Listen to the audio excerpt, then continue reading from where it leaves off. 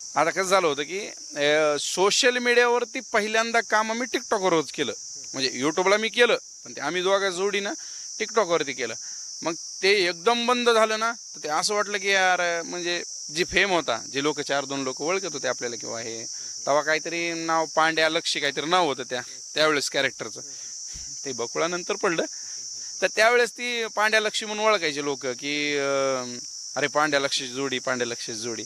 मग ती त्यावेळेस टिकटॉक जेव्हा बंद पडलं, असं वाटलं की यार आता काहीच नाही आपल्याला, आपण काहीच बनवू शकत नाही, आपल्याला शेवट आपल्याला कामच करावं लागते आता. म्हणजे काम करणं काही चुकीचं नाही, पण शेवट जी छंद होता ती छंद मला वाटलं आम्हाला वाटलं होतं की बंद झाला. आता काय झालं, संपलं. टिकटॉक बंद झालं म्हणजे आता कशावर बनवायचं ही आयडियाच नव्हती ना पुढे. आणि सोशल मीडियावरती कुठली ॲप आहे दुसरी ते माहितीच नव्हतं. यूट्यूब माहिती होतं, पण यूट्यूबवरती शॉर्ट व्हिडिओ चालत नव्हती तेव्हा. ती काही त्याचं ऑप्शनच नव्हतं. तर ते लॉंग व्हिडिओसाठी मग आम्ही परत ती वेब सिरीज सुरू केली परत.